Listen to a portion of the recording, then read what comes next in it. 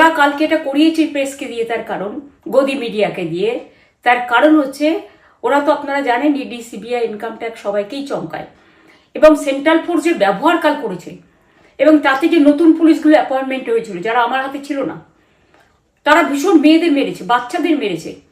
যে ভদ্রলোক উদয়নারায়ণপুরে ভোট দিতে গিয়ে মারা গিয়েছে, আমি তার শোকাহত পরিবারকে সমবেদনা জানাবার ভাষা আমার নেই, কিন্তু পরিবারটার পাশে আমরা থাকব।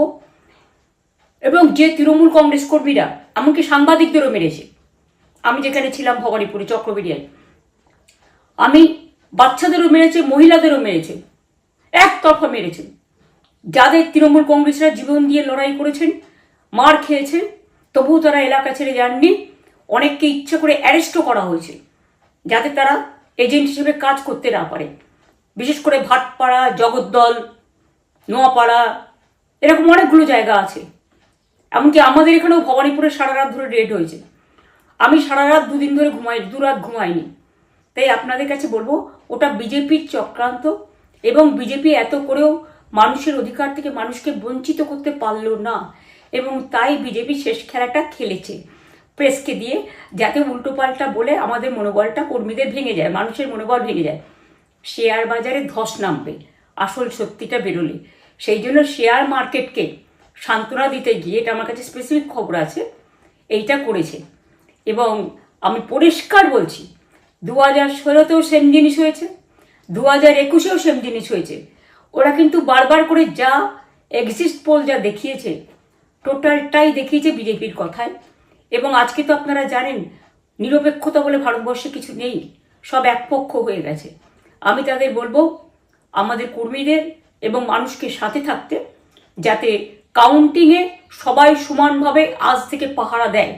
দরকার হলে আমিও আমার এলাকায় পাহারা দিতে নামবো, এবং আমি সব 294টার কেন্দ্রে, 294টা তৃণমূল প্রার্থী, দার্জিলিংয়েও যে 2টো প্রার্থী আছে অনেকদের, আমাদের সাথে জোট আছে, সবাইকে বলবো নিজেরা ক্যান্ডিডেটরা পাহারা দিন। দিনের বেলায় কর্মীদের রাখুন, রাতের বেলায় নিজেরা থাকুন, পাহারা দিন। আমি যদি পাহারা দিতে পারি, আপনারাও পাহারা দিতে পারেন। রাত জাগুন, সকালে এসে অন্য টিমকে হ্যান্ড ওভার করে তবে ঘুমোবেন। তার কারণ এই সময় ওরা ইভিএম মেশিন যখন কাউন্টিং হল থেকে, যখন মানে যেখানে স্টোর করা হয়েছে সেখান থেকে যখন কাউন্টিং হলে নিয়ে যাবে, তখন কিন্তু মেশিন বদলে দেওয়ার সম্ভাবনা ওরা প্ল্যান করেছে। সুতরাং নজর রাখতে হবে যাতে কোনো রকম নেগলিজেন্স না হয়, অবহেলা করবেন না। আর কাউন্টিং এমনভাবে করবেন, এমন যোগ্য লোককে দেবেন লাস্ট অবধি। আমি যতক্ষণ প্রেস কনফারেন্স করে না বলবো ততক্ষণ কেউ কাউন্টিং টেবিল ছাড়বেন না। এবং মনে রাখবেন যে টেবিলে যেটা কাউন্ট হয় তারপরে ওরা কম্পিউটারে আপলোড করার সময় সেটাকে চেঞ্জ করে দেয়, মানে আমাদেরটা দিয়ে দেয় বিজেপিকে, বিজেপিরটা দিয়ে দেয় আমাদের। সেদিকেও নজর দিন, সতর্ক থাকুন। এবং আমি নিজেও কাউন্টিং হলে হানা দেবো, কারণ আমি অ্যাজ এ ক্যান্ডিডেট যেতেই পারি, সেরকম সব ক্যান্ডিডেট বসে থাকবেন।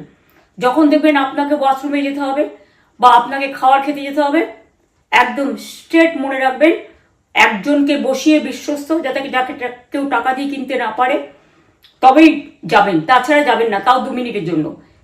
এত কষ্ট করেছেন, এইটুকু কষ্ট কিন্তু করতে হবে বাংলা মায়ের জন্য, বাংলার মানুষকে বাঁচানোর জন্য, বাংলার মানুষের অধিকার রক্ষার জন্য।